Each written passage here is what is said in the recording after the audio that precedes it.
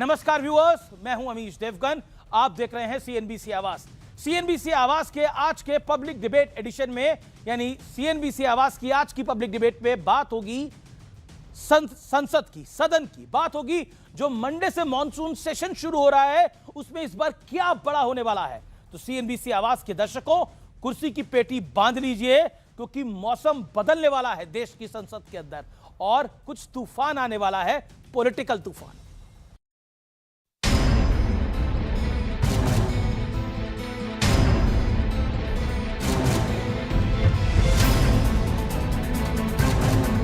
संसद का मॉनसून सत्र शुरू होने से पहले ही टकराव की स्क्रिप्ट लिखनी शुरू हो चुकी है। कांग्रेस संसदीय दल की बैठक हुई और इसके बाद यह खुला ऐलान कर दिया गया कि परिसीमन बिल आया तो पार्टी इसका विरोध करेगी। हम परिसीमन विधेयक का पूरा विरोध करेंगे, करते रहेंगे और सभी विपक्ष पार्टी की एकता और एकजुटता बरकरार रखने में हम पूरा प्रयास करेंगे, करते रहेंगे। आज इंडी गठबंधन की स्थिति तो यह है कि एक दल को दूसरे दल पे भरोसा नहीं है, दलों के अंदर एक सांसद को दूसरे सांसद पे भरोसा नहीं है। दूसरी तरफ मॉनसून सत्र को लेकर आज दिल्ली में एनडीए फ्लोर लीडर्स की भी बैठक हुई। रक्षा मंत्री राजनाथ सिंह की अध्यक्षता में हुई इस बैठक में गृह मंत्री अमित शाह भी शामिल हुए। सूत्रों का दावा है कि सरकार मॉनसून सत्र में 1 दर्जन से ज्यादा महत्वपूर्ण बिल सदन में लाएगी,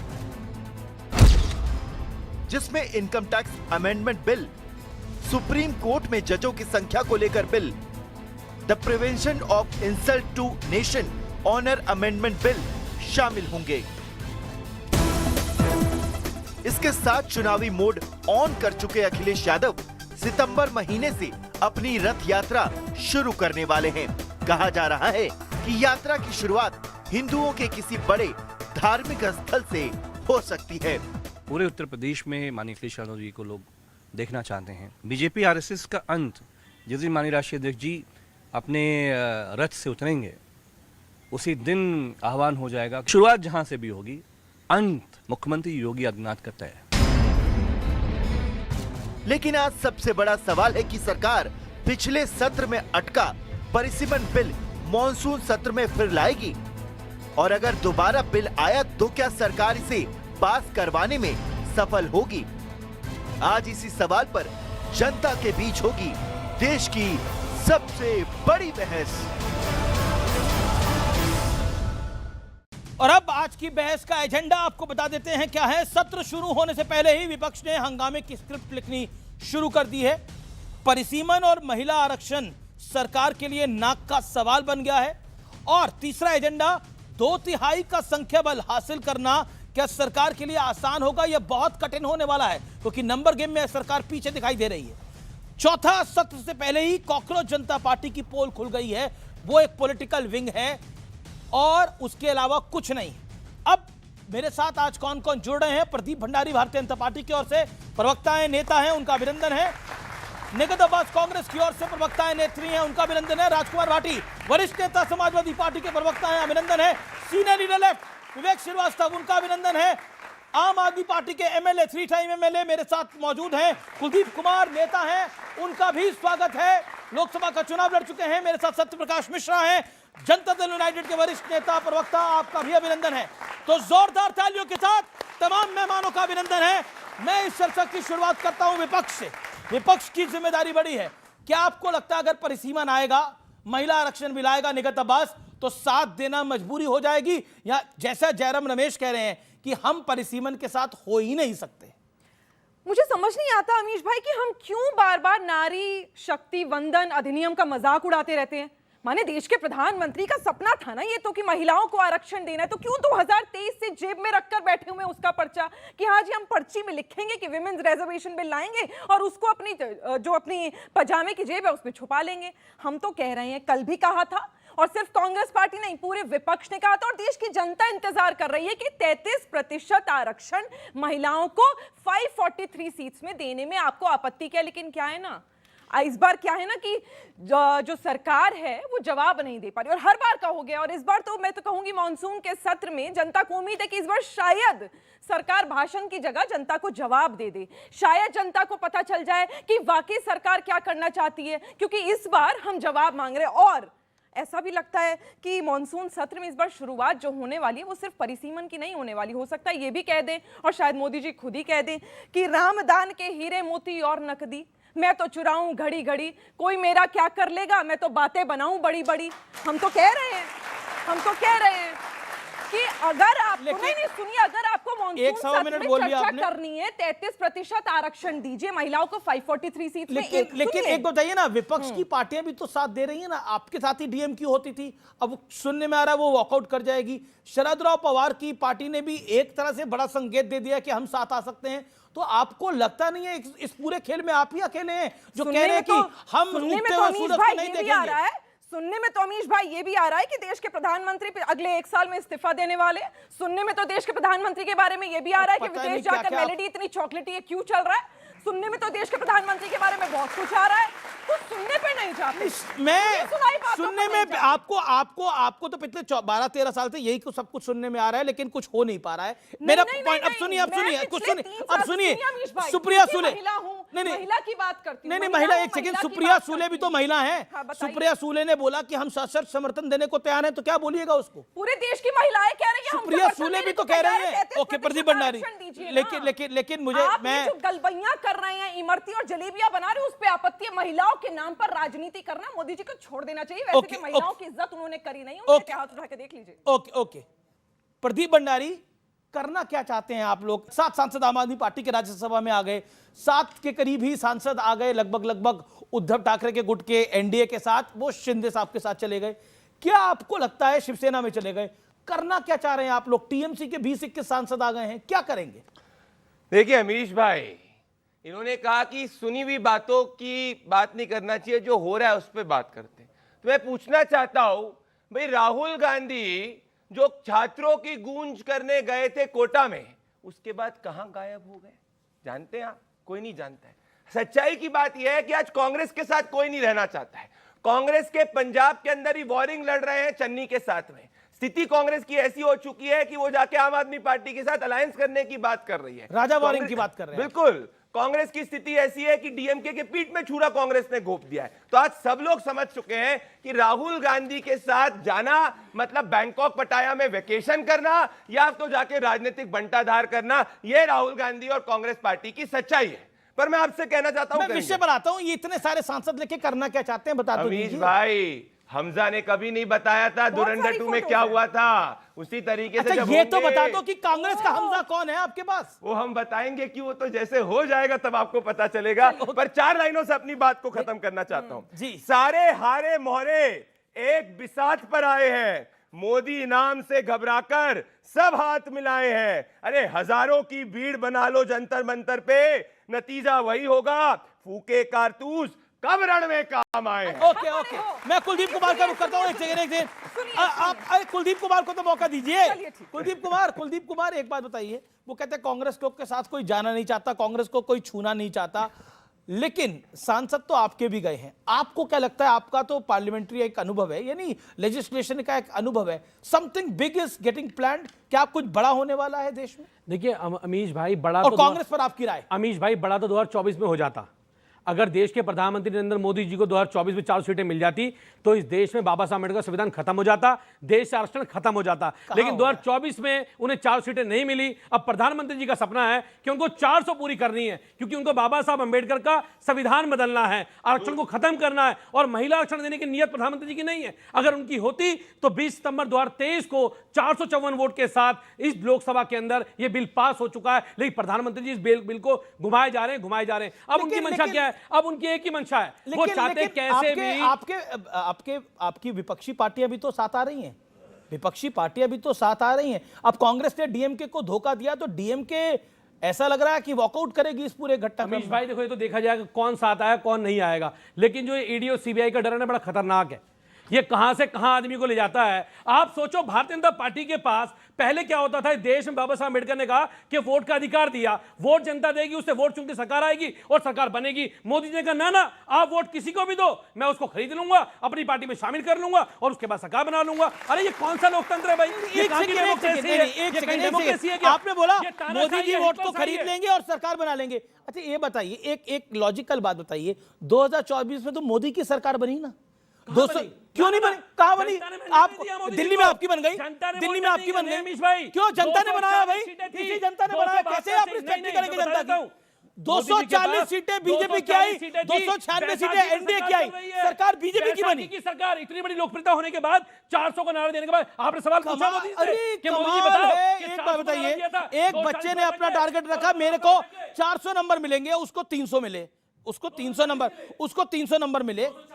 एनडीए का टारगेट 400 नरेंद्र मोदी ने रखा था। मैंने नरेंद्र मोदी का इंटरव्यू किया था 2024 के लोकसभा चुनाव के अंदर। एनडीए का टारगेट 400 था और उनको 300 मिले, लेकिन कह रहे हैं कि उनके कैसे 300 आ गए। आपकी कितनी लोकसभा सीटें आई जरा बताइए? किसकी? आपकी पार्टी अमीश भाई कितनी आई बताइए? अमीश भाई मैं बताइए, अरे सुनिए, बताइए कितनी आई? सुनिए, ये पता ही नहीं, जीरो। दिल्ली में जीरो आया। दिल्ली कह रहे में। जीरो, अब फिर कहेंगे जीरो, फिर कहेंगे निगम में जीरो, ये बताएंगे। अरे 2 भैया, सीट से अभी खड़े नहीं हो हुए कहीं। घमंड मत करिए प्रदीप घमंड भाई। नहीं, 2 विनम्र सीटें, है। तीसरी बार घमंड मत इतिहास करिए, में सुनिए। मैं फिर कह रहा हूं, शाउटिंग मैच मैंने नहीं करना। 400 नारा दिया था क्या? मैंने 400 का नारा दिया मैं था। शाउटिंग मेरी मैच पार्टी नहीं कर ने रहा, 400 का नारा। लेकिन इतिहास में पहली बार, तीसरी बार किसी की सरकार बनी, बहुत बड़ी बात थी। राजकुमार भाटी, देखिए मॉनसून सेशन शुरू होने वाला है, निश्चित तौर पर बहुत महत्वपूर्ण सेशन होता है। हर सेशन ही महत्वपूर्ण होता है, लेकिन मॉनसून सेशन इंपॉर्टेंट है। बंगाल के चुनावों के बाद ये पहला सेशन होगा और हमने देखा इसमें जबरदस्त पावर प्ले देखने को मिला है। कई सांसद टूट के बीजेपी के साथ या फिर एनडीए के साथ चले गए हैं। क्या आपको लगता है कि something big is coming? What you से, आप क्या कहना चाहते हैं? शुरू में भी ये कहा कि कुछ बड़ा होने वाला है, बहुत बड़ा होने वाला है, और आपने 2 बातें कही कि एक तो परसीमन होना है और एक जो है महिला आरक्षण बिल लागू होना है। तो ये दोनों चीज़ें तो तय हैं। परसीमन 2001 में माननीय अटल बिहारी वाजपेयी जी की सरकार थी, उन्होंने 84वां संशोधन करके संविधान में, और ये तय किया था कि 25 साल बाद परसीमन होगा, 2026 में परसीमन होना है। तो उसमें पहले से तय है, वो रूटीन में है। महिला आरक्षण बिल 2023 में पारित हो चुका है संसद के दोनों सदनों से और सर्वसम्मति से हुआ। एक भी पार्टी विरोध में नहीं थी, सारे विपक्ष की पार्टियों ने भी उसके समर्थन में वोट दिया। उसे मोदी जी दबाए बैठे हैं। वो चाहते तो 2024 के लोकसभा चुनाव में लागू कर देते। विपक्ष की कई पार्टियों ने मांग की थी कि इसे तुरंत लागू करिए। मोदी जी कह रहे थे हम इसे 2034 में जाके लागू करेंगे। अब उसे परसीमन बिल से जोड़ना यही बेईमानी को दर्शाता है। मोदी जी महिलाओं के आंचल की आड़ में छिपके अपने राजनीतिक उद्देश्य प्राप्त करना चाहते हैं। दोनों बिलों को एक साथ जोड़ने की कोई जरूरत नहीं है। शरद पवार साहब की पार्टी क्यों साथ में समर्थन दे सकती है? ऐसा क्यों दिखाई दे रहा है, ऐसा क्यों लग रहा है, नहीं, और वो ऐसा जो बयान क्यों आ रहा है? सुप्रिया सुले का एक बयान आया था, उसके बाद उनका संशोधन भी आया कि मैंने ऐसा नहीं कहा था, मुझे गलत तरीके से पेश किया गया। उन्होंने कहा है कि अगर जो अमित शाह जी ने सदन के अंदर कहा था कि मैं आधे घंटे का समय दो, मैं 50% सीटें हर स्टेट में बढ़ाने का प्रस्ताव ले आता हूं, तो उन्होंने कहा कि उसे लिखित में लेकर आए, ड्राफ्ट में जब आएगा ऑलमोस्ट तो हम गनी इसमें है ना, विचार मतलब जो अमित शाह कह चुके हैं कि मैं कर दूंगा, और वो नहीं, तो क्या लेकिन मौखिक कहने का तो कोई अर्थ नहीं होता। मेरा सवाल ये है, क्या कांग्रेस और एसपी इस पूरे मामले पर अलग थलग पड़ जाएंगी? क्योंकि पार्लियामेंट के अंदर आपके साथ ऐसी खबर आ रही है कि जेएमएम और राजद भी, यानी आरजेडी में से 4 में से 3 सांसद इसके साथ हैं, उधर जेएमएम भी साथ है, तो अप्रोक्सीमेटली बल्क में नंबर सपा का है और कांग्रेस का है। सिर्फ वही विरोध में दिखाई दे रहे हैं, और उनके साथ आपके साथ ऑब्वियसली ओवैसी तो होंगे ही, ओवैसी तो विरोधी हैं इस बात के। कुलदीप जी ने उनका बात एक कही, मेंबर ऑफ पार्लियामेंट है। जो कुलदीप जी ने बात कही वो मैं उसका समर्थन करता हूं कि मोदी जी का सपना था कि 400 पार जनता ने नहीं कराया, 240 पर रोक दिया, तो वो पिछले दरवाजे से 400 पार करना चाहते हैं, तिकड़म से, जोड़ तोड़ से। वो सांसदों को खरीद के, और जो खरीदने बिक नहीं रहे उन्हें डरा धमका के, ईडी से, सीबीआई से डरा के पार्टी चेंज करा रहे हैं। रही समाजवादी पार्टी की बात, हमारा स्टैंड बिल्कुल क्लियर है। हम महिला आरक्षण के समर्थन में हैं, लेकिन हम चाहते हैं कि उस महिला आरक्षण में ओबीसी महिलाओं के लिए अलग से कोटा होना चाहिए। ओके, अब मैं और हम परसीमन के समर्थन में हैं, क्योंकि लोकसभा सीटें इतनी बड़ी हो चुकी हैं, वो होना ही है, कि मतलब उसके वो अंदर छोटी होनी चाहिए। बिल्कुल वो छोटी होनी चाहिए, और परिसीमन जो है लेकिन इसमें एक महत्वपूर्ण बात है अमित जी, मोदी जी जनगणना से क्यों बचना चाहते हैं? जनगणना तो हो रही है, 2001 में संशोधन हुआ था, जनगणना तो हो रही है, उसमें तय था कि जनगणना के बाद परिसीमन होगा। ओके, एनडीए का अपने आप नंबर 400 नहीं हुआ तो आप बैकडोर से कर रहे हैं, लेकिन मुझे जो नंबर आज भी दिखाई दे रहा है वो 319 ही दिखाई दे रहा है, एनडीए का नंबर, इतना सब कुछ करने के बाद भी। जवाब सत्यप्रकाश मिश्रा, करना क्या चाह रहे हैं आप लोग इतना बड़ा? हम लोग देश बनाना चाह रहे हैं। वो कहे कि आंचल के धागे में छिपे हुए हैं मोदी जी, आंचल के धागे में संसदीय विधायी शक्ति देना चाहते हैं महिलाओं को। वो कह दिया कुछ की पढ़ी कुछ उन्होंने कविता पढ़ दिया। मैं पूछता हूं आपसे, ये जो कांग्रेस के भेजे में है, जो बात बात पे है नक चढ़ी, विदेश में उनके नेता रहते हैं पड़े पड़े, तो सड़ जाए ना कांग्रेस ऐसे खड़े खड़े, क्यों रहते हैं सदन में पड़े पड़े, हर मुद्दे पे अड़े अड़े, ऐसे ऐसे ऐसे चलेगा देश? क्या क्या करना चाहते हैं? बड़ी हुई सीटों में महिलाओं को बढ़ा हुआ सीट देना चाहते हैं। पाप है ये, इस देश में पाप हो जाएगा, उल्का पिंड गिर जाएगा धरती पर कि महिलाएं बड़ी हुई संख्या में सदन में दस्तक देंगी। क्यों रोकना चाहती है कांग्रेस? कांग्रेस क्यों दीवार बनना चाहती है इस देश की महिलाओं को सदन में जाने के लिए? 33 साल बैठी रही। क्या कांग्रेस ने इस देश में पहली बार महिला आरक्षण विधेयक संसद में लाया था? इस बात का जवाब समाजवादी पार्टी पूछे। किसने इस देश में पहली बार सदन के अंदर महिला आरक्षण विधेयक पेश किया था? कांग्रेस को याद नहीं होगा, समाजवादियों ने लाया था। अटल बिहारी वाजपेयी जी ने कोशिश की, मानते हैं कि सोनिया जी थी, एक सदन में उन्होंने लाया, राजनीति प्रसाद ने फाड़ फूड़ के बिल को तबाह कर दिया। कॉलर पकड़ा गया था, ममता बनर्जी ने, बहुत लंबा इतिहास में जाना नहीं चाहता। ये तरह तरह के तुम्हारे बहानों से ये महिलाओं की रास्ते क्यों रोकते हो भाई? समझिए एक बात, कांग्रेस इस देश में चाहती क्या? मैं बताता हूँ। ये बीच में बोला था ना मैंने कि बीच में नहीं बोलना है। मैं तुम्हारी बारी में बोला नहीं, मैं आपकी बारी में बोला नहीं, मैं अपनी बारी में बोला नहीं, मैं आपकी बारी में बस अपनी बारी में बोलिए। मेरा हक है, मैं बोलूंगा। आपके बारी में ना बोलूंगा। आप अपनी बारी में, आप अपनी बात 10 सेकंड में कंप्लीट करिए। मुख्यमंत्री शांति शांति। एक और उदाहरण हुआ, छंगूर चढ़ेगा हाथी पर कांग्रेस की छाती पर। उत्तर प्रदेश, नाम नहीं लूंगा मैं, कांग्रेस बिहार में डूबी, वोट चोरी का आरोप, बंगाल में सरपट निपट गई, वोट चोरी का आरोप। आम आदमी और कांग्रेस शायद सुना है पंजाब में पीछे रास्ते से खालिस्तान मुर्दाबाद ये करेंगे, कांग्रेस स्वागत करी। कुछ दोस्ती चौच पे चौच चल रहा है। पंजाब में एक साथ आ सकते हैं। ओके ओके, तो पंजाब में कांग्रेस और आप एक साथ आएंगे तो गेम बन जाएगी। और कांग्रेस और आपके साथ आने का इतिहास भी है। पहली सरकार केजरीवाल की कांग्रेस ने बनवाई, उसके बाद अभी 2024 में नरेंद्र मोदी को हराने के लिए केजरीवाल और कांग्रेस एक होकर आए, और अब पंजाब में एक होकर आएंगे बैकडोर से। ऐसा मानना है कई लोगों का, बैकडोर से एक साथ होंगे। ये बैकडोर में कॉकरोच खेल रहे हैं। बैकडोर में एक कॉकरोच इनके जेब में, एक कॉकरोच केजरीवाल के जेब में। नहीं, वो तो पूरा ढका चुका खेल एक्सपोज ही हो गया। उनका नाम होना चाहिए अरविंद केजरीवाल। भाटी जी की नेत्री है, देश की जानी मानी मेंबर ऑफ पार्लियामेंट है डिंपल यादव। अब वो मंच पे पहुंची तो नारे लग रहे थे, डिंपल कबाड़िया जिंदाबाद, डिंपल कबाड़िया जिंदाबाद। ये कॉकरोच जनता पार्टी है। ओके, देखिए एक ट्रैक रिकॉर्ड होता है यहाँ पर, सब लोगों की एक रिपोर्ट कार्ड बनती होगी, हाफ ईयरली, फुल ईयरली। आपका एक ट्रैक रिकॉर्ड है। पहली सरकार आपकी कांग्रेस ने बनवाई ना, दूसरी बारी 2024 में आप एक साथ होकर आए। उसके बाद कांग्रेस के साथ आपका खूब अलायंस रहा, इंडिया अलायंस के भी आप पार्टनर रहे।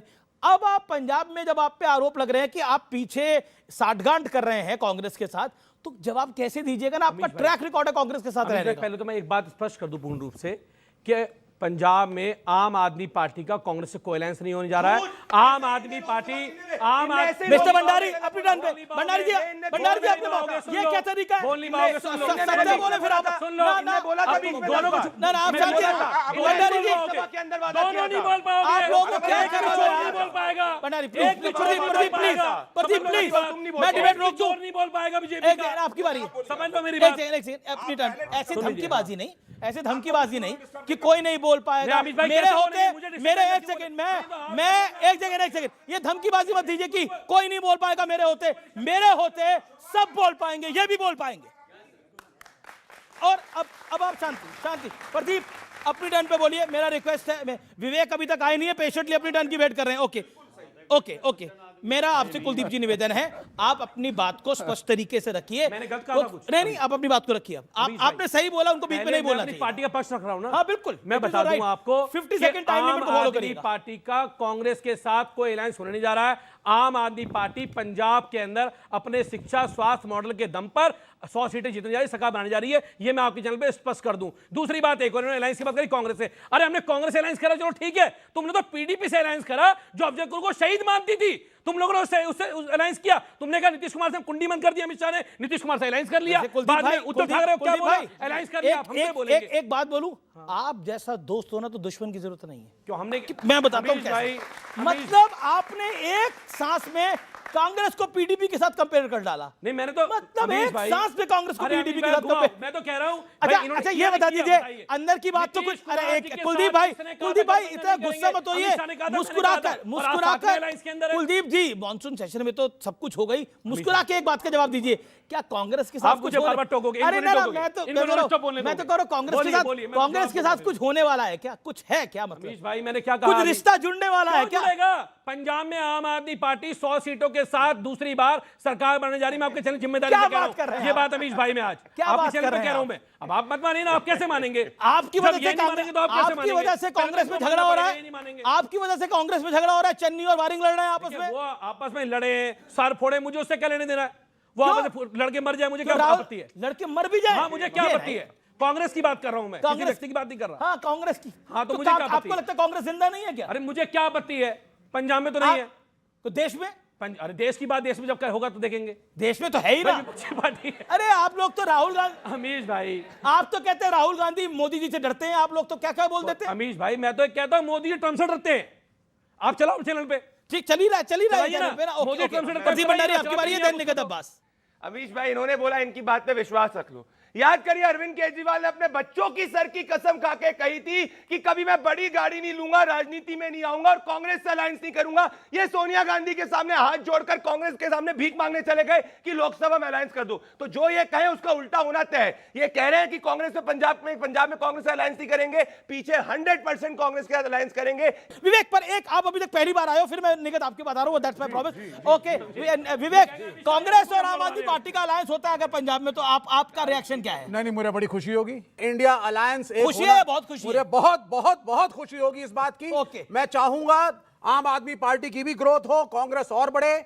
एक नेशनल पार्टी है कांग्रेस पार्टी, और 2029 का चुनाव अगर इंडिया अलायंस को जीतना है, कांग्रेस उसका स्पाइनल कॉर्ड है, ये हमें मानना पड़ेगा। अच्छा, ठीक है। तो ये जो सुखी रंधावा और चन्नी और वारिंग में झगड़ा चल रहा है, वो इसी वजह से चल रहा है। बड़ी बड़ी पार्टियों में छोटे छोटे इंसिडेंसेस होते रहते हैं। ओके। अब आइए, क्योंकि कांग्रेस की बहुत बात हो गई, चर्चा हो रही है, कांग्रेस की चर्चा बहुत बारी होगी। अपनी टर्न पे बोलिए सर। 300 पार आ गया। महिलाओं के लिए आरक्षण बिल आ गया, आरक्षण का हवा में। अब इन्होंने महिलाओं की चिंता जताई। मेरे भाइयों और बहनों, यहाँ बच्चे बैठे हैं, ये फोटोज देखिएगा और शायद देख के आपकी आंखों में आंसू आ जाए, क्योंकि ये मध्य प्रदेश के छतरपुर की महिलाएं हैं जो चिता पर लेटी हैं, क्योंकि सरकार चिंता नहीं जता रही है, इनकी जमीन हड़प कर बैठी है, पर इन्हें महिलाओं की याद नहीं आएगी। महिलाएं, या शायद आपको रोना आ जाए, देख लेना। नहीं, देखिएगा। महिलाओं की फोटो दिखाना इन्हें बदतमीजी लगती है, पॉइंट टू बी नोटेड। दूसरा, मानसून का सत्र आ रहा है। नहीं, आप अपनी सीट पे मैं यहीं बैठता हूं। फिर मानसून का सत्र आ रहा है, ड्रामा करने में माहिर है ना एनडीए वाले। नहीं, अब उनकी जगह नौटंकी क्या है? मैं अपना कोई टेक्स्ट तैयार कर रहा था, मैं कुछ लिख रहा था, इनके सवाल का जवाब देता विधिवत। ये नौटंकी चलेगा, ये नौटंकी चलेगा। और चिता, मैं बता दूं, तमिलनाडु में परमाणु बिजली घर बनना था, 2 महीने लोग समुद्र में लेटे रहे। मनमोहन सिंह और सोनिया गांधी के कान पर जू नहीं रहेगा, मर गए लोग। परमाणु संयंत्र बिजली बस्तर में सोनिया गांधी थी सुपर प्राइम मिनिस्टर, बस्तर में लोग मारे जाते रहे। आप भी क्यों नहीं ना अननेसेसरी? ये बताएंगे। अच्छा, अब अपनी जगह चलिए। आप वो नहीं करेंगे आगे, आप अपनी टर्न पे बोलिए ना। बहस करना ये क्या है कि यहाँ आ गए आप मंच पर? बहुत हीटेड डिस्कशन हो गया। अब मैं आप लोगों से निवेदन करता हूं, अपनी अपनी टर्न पे बोलिए। निगत आवाज, अब अपनी बात को कंप्लीट करिए 30 सेकंड के अंदर, फिर पब्लिक बोलेगी। जोरदार ताली पब्लिक के लिए। 40 सेकंड। ओके, निगत आवाज। 30 सेकंड में 40 सेकंड मैंने मध्य प्रदेश की अच्छा, महिलाओं के पंजाब बारे में में क्या बात होने करी। वाला है बता तो अरे दीजिए सुनिए ना, मॉनसून सेशन शुरू होने वाला है, उस पर चर्चा नहीं करेंगे क्या? मॉनसून सेशन शुरू होने वाला है, इनसे पूछो ना, नीट के जो पेपर बर्बाद हुआ है, बच्चों का फ्यूचर बर्बाद हुआ है, लेकिन धर्मेंद्र प्रधान की जो फेविक्विक है वो छूट नहीं रही है कुर्सी से। यहाँ पर सोनम वांगचुक 20 दिन से भूखा है ये आदमी बच्चों के लिए। चर्चा करिए ना, सुनिए, ऑयल कंपनियों को भंडारा देते हैं ये, इन्होंने शुद्ध मुनाफा दिया था 19,740 करोड़ रुपए का ऑयल कंपनियों को, उस पर चर्चा करिए ना सेशन में। और बताती हूँ, आरबीआई ने बोला है 72 लाख करोड़ से ज्यादा भारत पे कर्जा हो गया, उस पे एसआईआर पे चर्चा करो, इस पर चर्चा करो। एसआईआर अपनी जगह पे नहीं, सुनिए, मॉनसून में एसआईआर, यूएन ने चिंता जताई है कि भारत में जो एसआईआर हो रहा है उससे माइनॉरिटीज के यूएन संयुक्त राष्ट्र यूएन यूनाइटेड नेशंस ने चिंता जताई है कि जो भारत में एसआईआर हो रहा है उसमें लोगों के वोट काटे जा रहे हैं। ये पता नहीं कौन सा लोकतंत्र है जो देश के अभी आप हर चीज की चिंता कर रही हैं, आप हर चीज की चिंता कर रही है। पंजाब में आपका एक गुट दूसरे गुट को निपटा रहा है, वो कह रहा है ये केजरीवाल की तरफ से खेल रहा है, उसकी चिंता आपको नहीं है। मेरा क्वेश्चन पूरे पैनल से, हाँ, बोलिए, मेरा क्वेश्चन पूरा सवाल हम सब किसी भी पार्टी को वोट देते हैं तो हम उसकी आइडियोलॉजी, उसकी पॉलिसी से उसके कामों पे करते हैं। तो बार बार ये सुनने को आता है कि ये सांसद दूसरे पार्टी में जा रहा है, तो मैं एज अ यंग वोटर ये नहीं कह सकता कि मेरे वोट का मिसयूज हो रहा है। ओके, कह सकते हो मिसयूज हो रहा है। ओके, सवाल किसका और हाँ बोल, क्या सवाल है? सर, मैं ये पूछना चाहता हूँ कि जो हमारे देश में भारतीय जनता पार्टी है, ये जो बिल पास करवाते हैं रोड बनवाने के लिए, तो वो बिल तो पूरे पैसों से होता है, पूरा पैसा जाता है वहाँ का, तो बट क्यों जाता है? वो रोड क्यों ढंग से नहीं बन पाता है, और ज़्यादा टिक क्यों नहीं पाता है रोड? कहाँ की रोड है, कहाँ, कौन सी वाली रोड है? मैं ये तुम्हारे ग्रेटर नोएडा के रोड की बात कर रहा हूँ। नोएडा के, अब पता नहीं वो सेंट्रल गवर्नमेंट में है या किसी और गवर्नमेंट में है, फिर भी सेंट्रल गवर्नमेंट में, स्टेट गवर्नमेंट पे। ओके, बोलिए। मेरा सवाल ये है कि जब वो मनमोहन सिंह के टाइम पे जो प्योर तेल मिलता था, आज जो तेल है 167 रुपये लीटर है, और जब सरकार ही मिलावट करके तेल दे रही है पब्लिक को, तो पहले तो पकड़े जाते हैं, तो लोग मिलावट करने सरकार क्यों नहीं पकड़ी जाती? क्या देश के किसान का फ्यूल इथेनॉल ब्लेंडेड पेट्रोल नहीं होना चाहिए, जिससे देश के किसान को, गन्ने के, मेज के, राइस के किसान को 1,90,000 करोड़ का मुनाफा हो? ये सच है, जिससे देश के भारत का तेल इंपोर्ट कम हो। आज ही दुनिया की पहली हाइड्रोजन ट्रेन जो है प्रधानमंत्री मोदी जी ने चालू करी है। ये सच्चाई है, हर तरफ से झूठ चला जा रहा है। और मेरी बात सुनिए, सबका नहीं, चलिए मेरी बात पर मत विश्वास करिए, अब इनकी स्थिति सुनिए क्या होती है। आपकी बात पे भी विश्वास है, आप भी एक पार्टी के नेता हैं, आपको ऐसा क्यों लग रहा है कि आपकी बात में विश्वास नहीं कर रहा?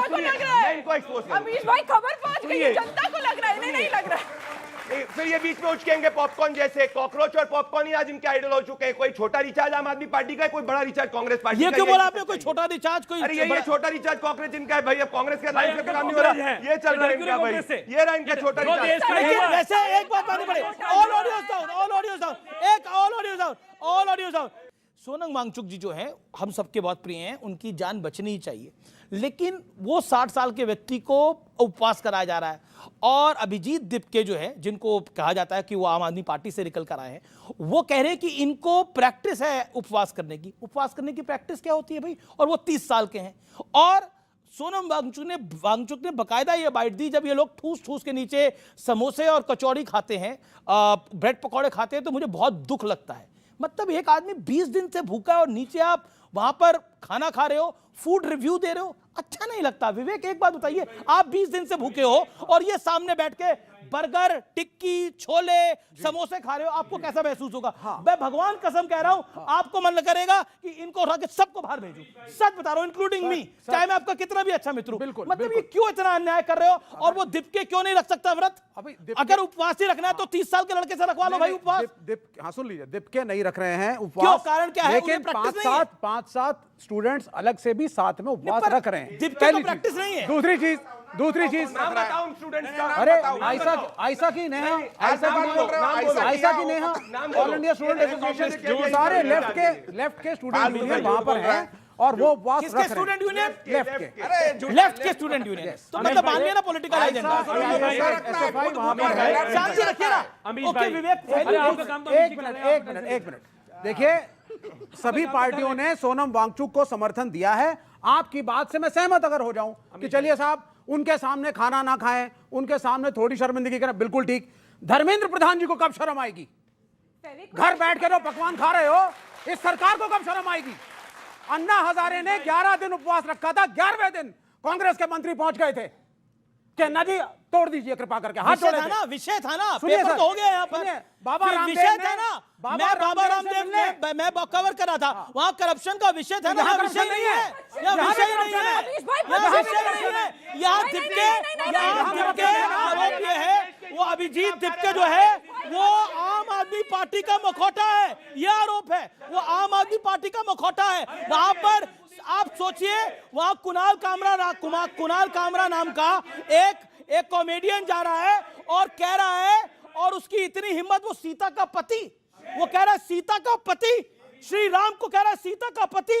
मैं भी ये सवाल पूछता हूं, क्या किसी और धर्म के लिए ऐसा बोल सकता है कुणाल कामरा? और नेता ना केजरीवाल कुछ बोल रहा है, केजरीवाल जी कुछ बोल रहे हैं, ना समाजवादी पार्टी बोल रही है। क्यों नहीं बोल रहे इस विषय के ऊपर? सीता का पति, आप डिसरिगार्ड कर रहे हो किसी को, गलत है, गलत है, गलत को देखिए, जो व्यक्ति अपनी जड़ को नहीं पसंद करता वो कभी ऊंचा नहीं जा सकता।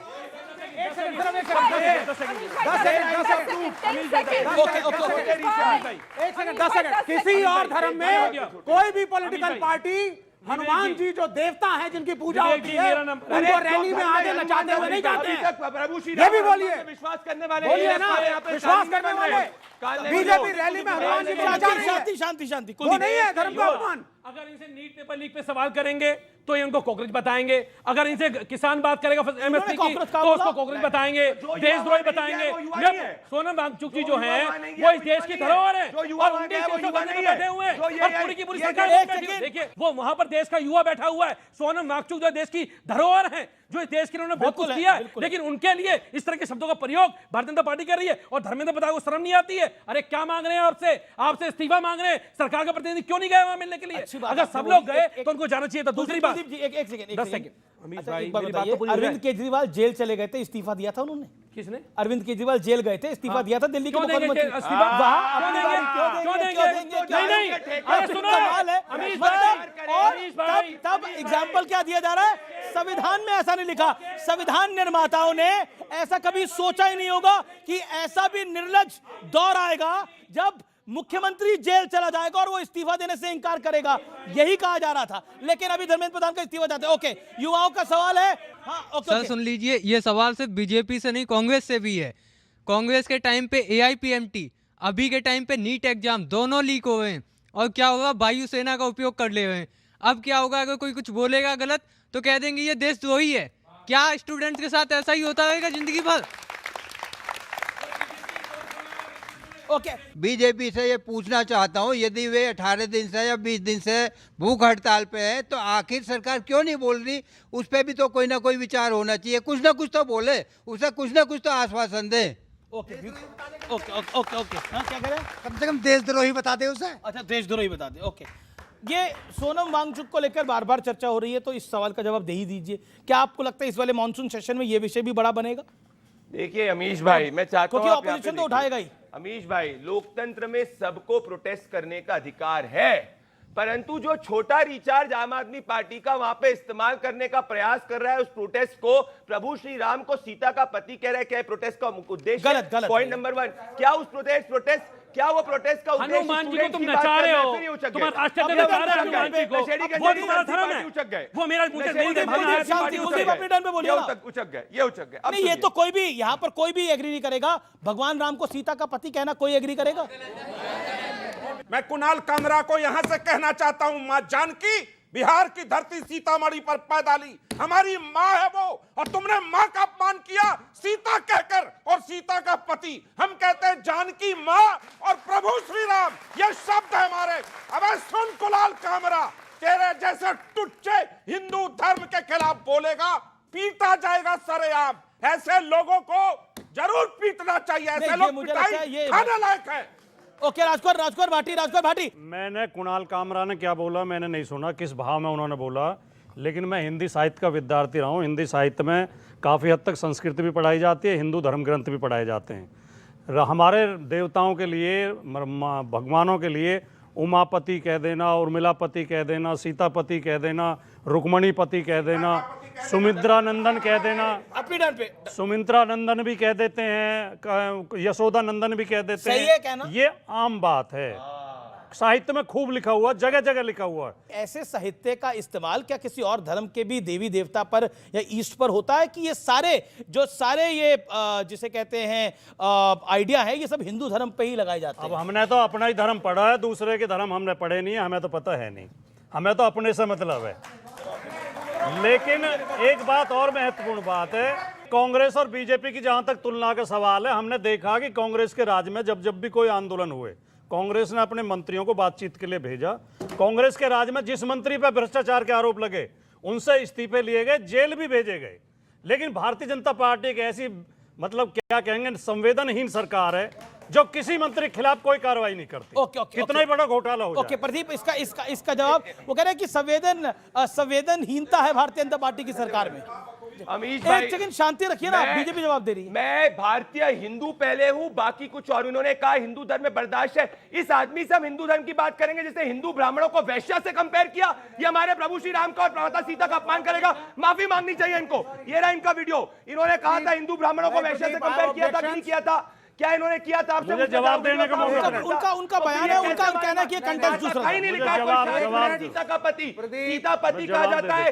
ये गलत बात है कहना, और ये इस तरीके की जो बात सनातन को डेंगू मलेरिया एड्स भी जस्टिफाई देखिए, भाटी जी बहुत वरिष्ठ हैं, धर्म भी बात करते उम्र से, एक्सपीरियंस से, पढ़ाई लिखाई से। आप धर्म में विश्वास नहीं करते, आप इनको रिस्पेक्ट दीजिए। मैं जवाब दे देता हूं, ये नहीं चलेगा। हम सबसे अमीश जी, मैं जवाब दे देता हूं। अब मैं नंबर गेम की तरफ आता हूं। लोकसभा में 2/3 बहुमत का मतलब क्या होता है? मौजूदा संख्या 540 है, जिसमें 3 सीटें खाली हैं। संविधान संशोधन के लिए जरूरी है 2/3 बहुमत, 360 सीटें लगभग होती हैं। एनडीए के पास 293 है। टीएमसी के जो बागी हैं, जो कि एक अलग पार्टी बन गई है, वो 20 हैं। उद्धव ठाकरे की पार्टी के जो बागी हैं वो 6 हैं। कुल मिलाकर ये 319 मेंबर ऑफ पार्लियामेंट बनते हैं, 319 सांसद होते हैं। लेकिन अगर डीएमके वॉकआउट कर जाता है तो सदन में संख्या 518 हो जाती है, यानी हाउस की स्ट्रेंथ नीचे आ जाती है।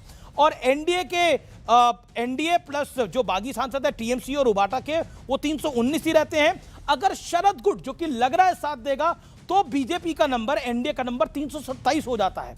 और ऐसे में 2/3 बहुमत की, क्योंकि हाउस की संख्या नीचे आती है, मैं फिर कह रहा हूं, अगर डीएमके वॉकआउट करता है तो हाउस का नंबर नीचे आता है, तो 346 मेंबर ऑफ पार्लियामेंट होते हैं।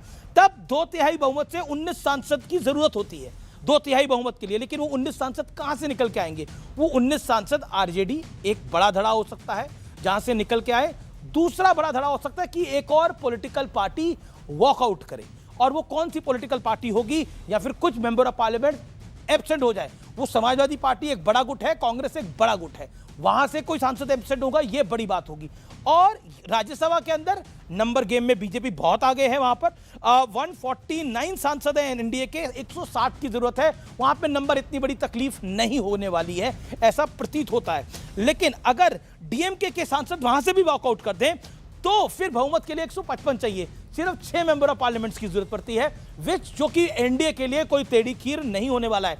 इनफैक्ट जब हम बात कर रहे हैं तब भी टीएमसी की एक और राज्यसभा सांसद ने छोड़ दिया है। और हमारी जानकारी के मुताबिक कुछ बड़ी पार्टियों के सांसद भी अपने मस्तिष्क का इस्तेमाल करके इस पूरे घटनाक्रम में, अगर वोटिंग होती है तो वो बड़ा फैसला ले सकते हैं। वो क्या फैसला होगा वो देखने वाली बात होगी, वो प्रिविलेज की बात होती है। लेकिन ऐसा बार बार समझ में आ रहा है। लेकिन ये बहुत बड़ा मौका है भारत के लिए, अगर परिसीमन और महिला आरक्षण बिल पास हो जाता है, क्योंकि हमारी जनसंख्या बहुत बढ़ चुकी है, इसलिए परिसीमन कराना जरूरी होता है।